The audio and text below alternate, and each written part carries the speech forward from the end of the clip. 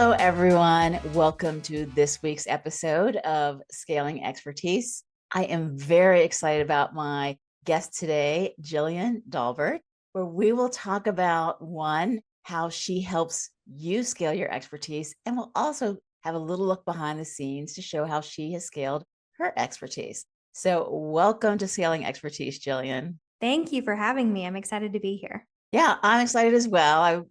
Before we hit record, I let her know that I have had the pleasure of using some of the tools that she uses. But before we get into this, Jillian, will you introduce yourself to the audience?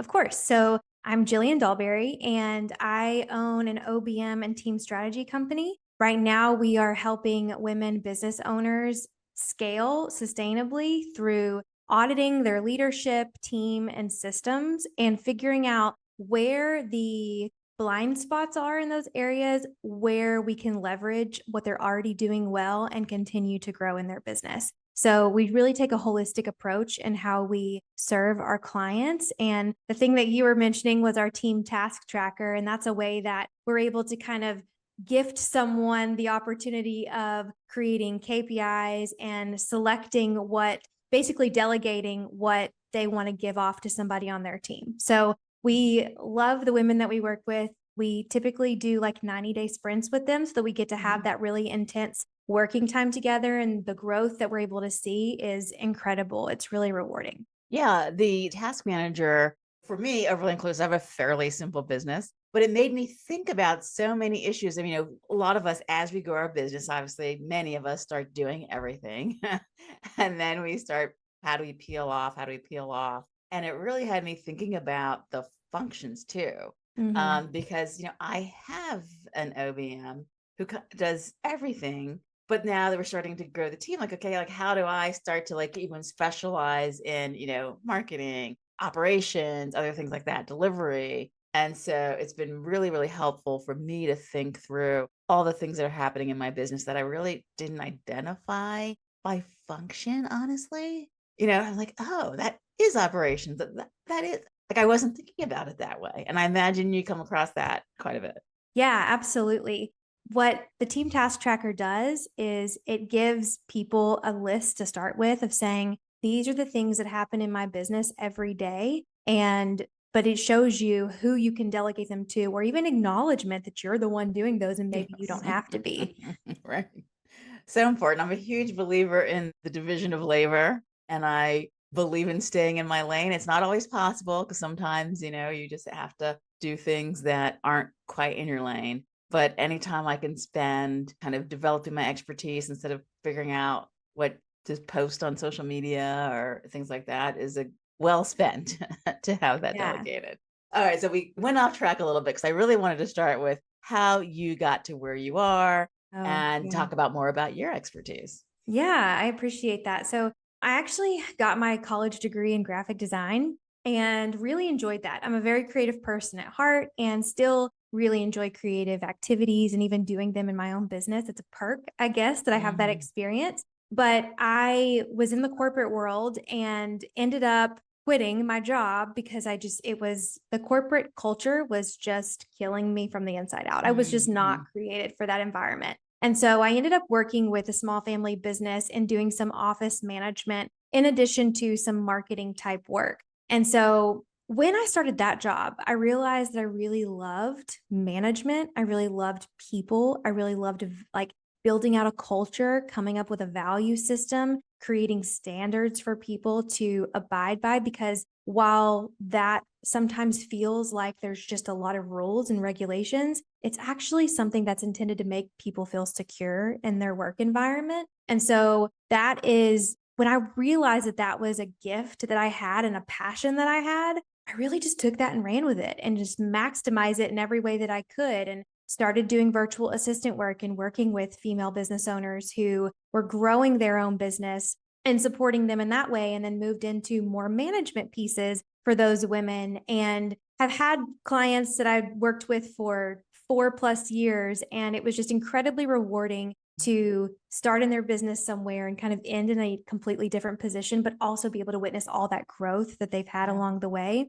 And so, one thing that really hits home with me with every single person that we've worked with is we all have this desire to run our business well, make immense impact with the people that we work with, but also have impact within our home and do all of those things in a really, really healthy way that's not compromising who we are as people. And Yes. so being able to build that out alongside these amazing women business owners has been incredible and such a gift to be able to continue to do that.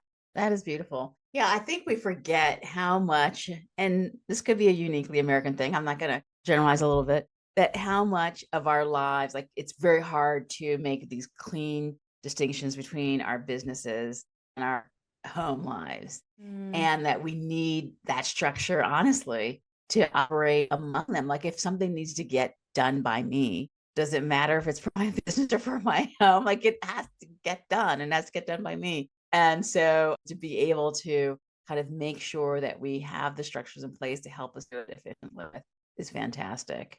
Now, one of the things I love to ask people is how they think about scale. Like mm.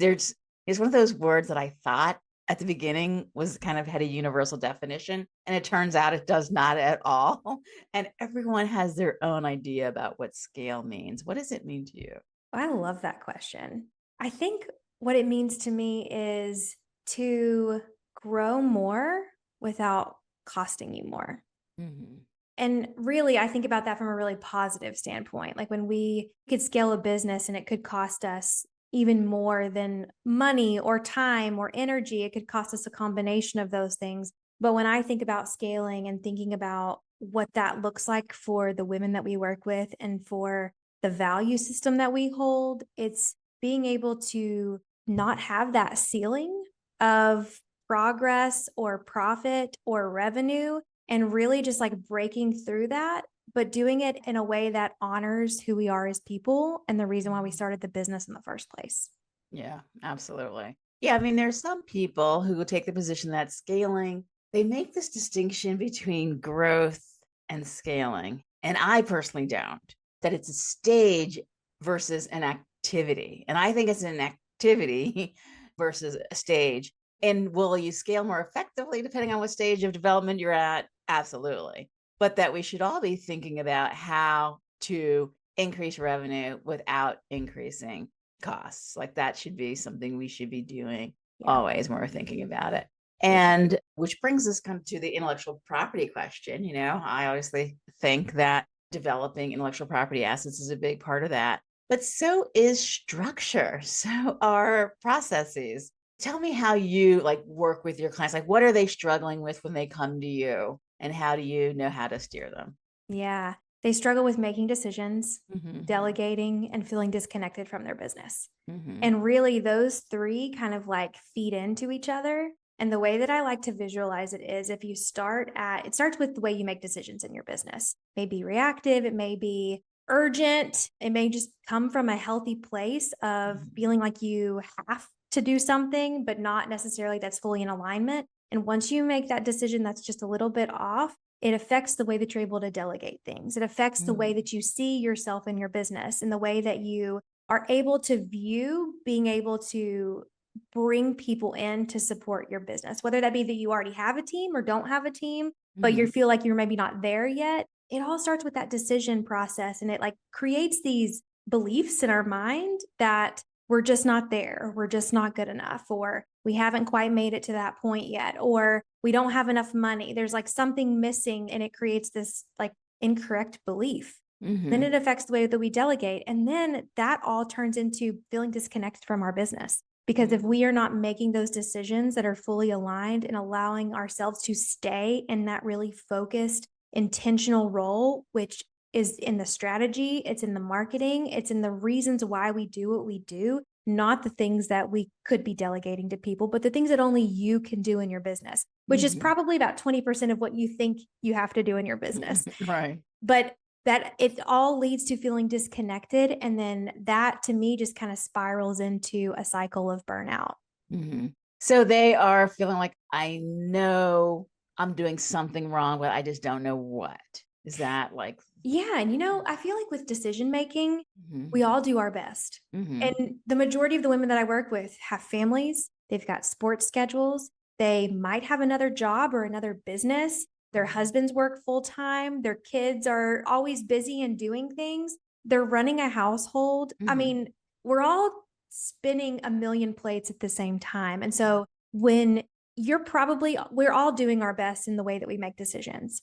But the advice that I give people is if you pause before you make any decision, you evaluate what's most important to you, you look at that value system, and you have a good idea of where those values come from and what they look like in action in your business, then it allows you to pause, take that decision, filter it through those values. And it's probably the decision you make after that is probably going to be a little bit different than what you would have made if you felt reactive and you felt like it was urgent. mhm. Yeah, I agree. I have also seen, well, when you make value-based decisions, you're almost like making one decision at the Yes. values level, and then everything Yes. else just follow. You don't have to keep It making a may decision Yes, every time they something work comes for up. you. Yes, Yes, the values make exactly. the decisions for you, That's which right. then almost removes some of the Yes. emotional toll that it has on Mhm. us because we're not having to like think into eat all of these individual situations. Instead, we just look at the one thing that we already made the decision on and Right. filter it through that.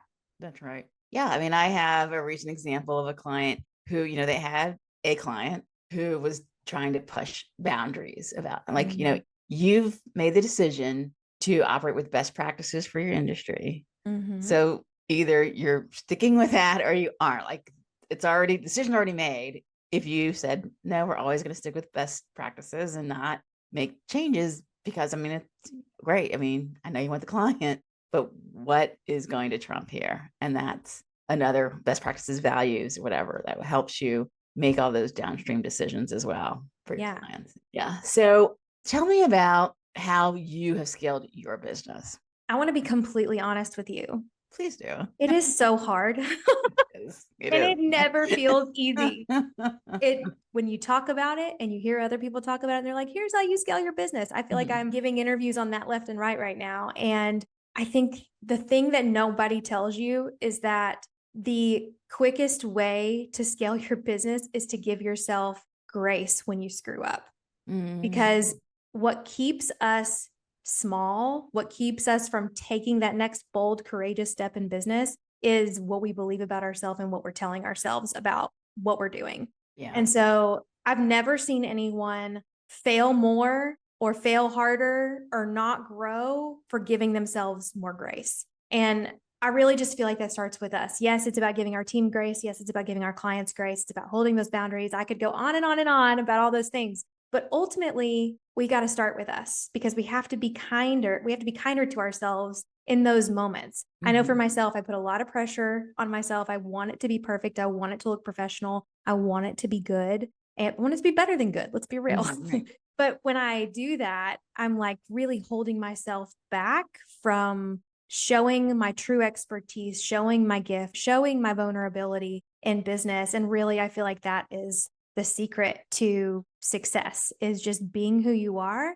and allowing those gifts of what's been planted in you to shine and overflow out of you. And you can't do that when they're being stifled down by negative beliefs and incorrect like beliefs and mindsets around who you are. I will tell you, like, since I've been kind of, my podcast was on hold for 6 months and just started back in the new year. And the number of women who talk about mindset, which is not that I don't, maybe I'm a little too legal minded. It's not that I don't think about mindset, but Yeah. like everyone, like how important mindset is Yeah. in the thing that can be holding us back, not the market, not our IP, not our systems, but our mindset is Yeah. surprisingly important. And I always ask, frankly, if we think, you work with women, do we think this is unique to women because we maybe have a little bit more of a perfectionist mindset? Yeah.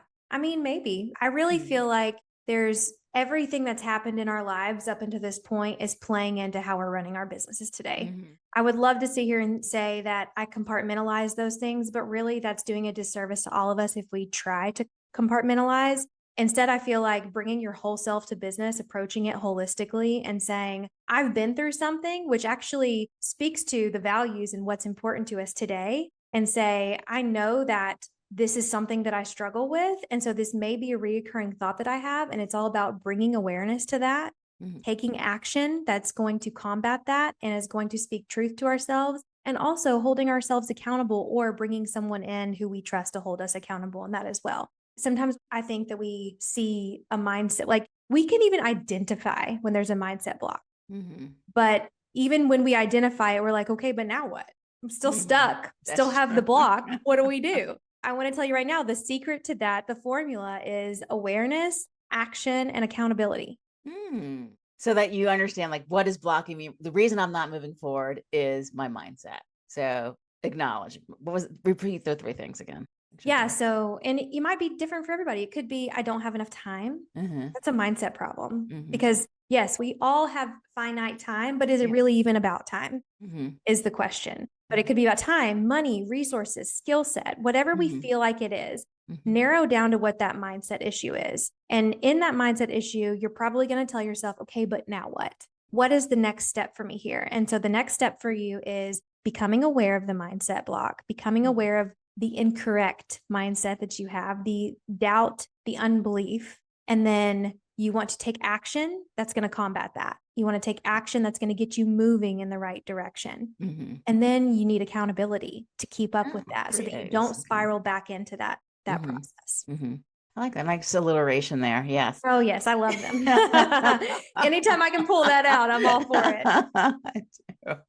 So how do you work with your clients? I know you do have a product that's available, but I'm sure that's how do you drive change with your clients? Yeah, I love that question, drive change. Mhm. So right now we are working with people in a 90-day capacity. We're currently working on some different offers that could be good for people who aren't quite ready to make that commitment. But the core offer that we have that drives the most impact is this 90-day intensive where we take a deep dive into your values, how you're leading your business as the owner, and maybe even as the operator as well. If you're doing all the things, Mhm. we look into your team. If you don't have a team, we evaluate who you need. We figure all that stuff out. If you do Mhm. have a team, we figure out like, are the right people in your team and are they on the right seat, in the right seat on the bus? And then we look at all of your systems and we create machines basically that are going to do all the work for us so that we can actually focus in on the most important work that we do.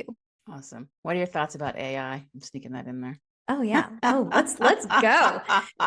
I love AI, but I put it in a box because there will always be limitations to what it can do. It's Mhm. never going to replace what we bring to our business in its entirety. And so when you're able to identify what it can actually help you with and manage your expectations for that, and you accept that, I think that you are able to really maximize how it's Mhm. used in your business. I think where people get in trouble is they're either on one side of the spectrum, they're either afraid of it and not engaging with it at all, Mhm. or they're leaning on it too heavily and it's kind of putting them in a situation where their business is being presented in an inauthentic way because they're leaning on it too heavily. Yes. So I Mhm. think there's a balance there, but Mhm. I do really love it when it is sitting in the box that I know it sits in my business. And so I definitely feel like but we all is as new things come out and new tools and developments come out with it, we're all like, okay, this new thing is happening. Are we going to be afraid of it? Are we too much? And Right. we all just kind of have to find our own way with it. Yeah. Yeah. I agree with you. I agree with you. It is technology. It is a tool and we control how we use it, when, Mhm. how, who, with. And that's why we need to be aware of the differences. They aren't all created equal. And absolutely, people who lean too much into it, not only is it inauthentic, but to the extent they have expertise, they can dilute their expertise if they're losing their voice by leaning into it too much, that they're not doing the hard work of continuing to dig into their own expertise, but you're missing out if you are completely avoiding it. Although it's pretty hard to avoid it right now, Very it is true. being It introduced, is everywhere we turn. it is everywhere. I notice I have Click of Business. I actually don't know how to use it. I never use it. My OVM knows how. I don't know, but I get the email updates. Like, oh, we have AI. And I'm like, what?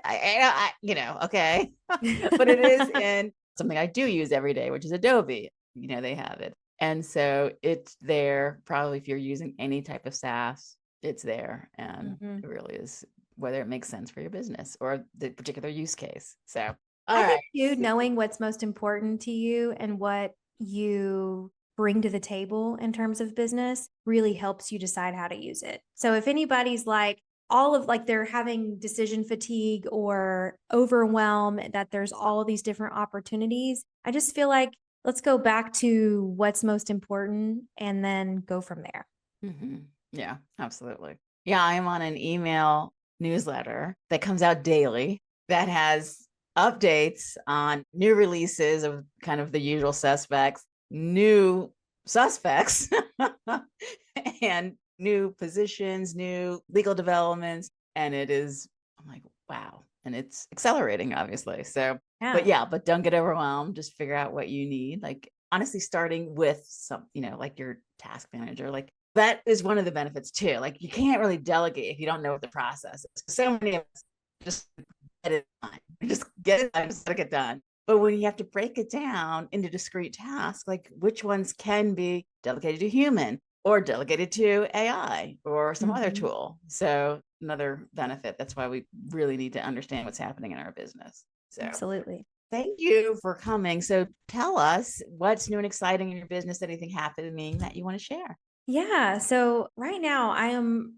pouring a lot of time into creating a new quiz for people to take that is going to reveal. And by the time this goes live, it might be ready, fingers crossed. So you can find it at jilliandolberry.com/quiz. And basically, what it's going to provide you is it's going to show you what gifts you bring to the ownership and the leadership side of your business, how to leverage those, where your watch areas are, and a personalized strategy of how to continue to grow and move forward. And I think it's going to be really valuable for people. And then after you take the quiz, you get a free strategy call with me. And I so hope that anyone who listens to this takes the quiz and takes advantage of that, because those calls are so life giving for myself, but also for the people on them. We just get on a call for an hour and we talk about their top 3 pain points, where they originate from, what the core issue is, because oftentimes we'll list off the pain points, but we're not always clear on why they're painful. And so we really dig into the depth of those and then talk about solutions about how we move forward. So we really go through that awareness, action, accountability, and figure out how they need to move forward and just pack as much value into the hour as possible. That is very generous an hour. That's amazing. So yeah, I absolutely hope everyone does take advantage of that, although that'll be a lot of your time, but you offered it. So I did. It's my fault. It's my fault. Fill up my calendar, everybody.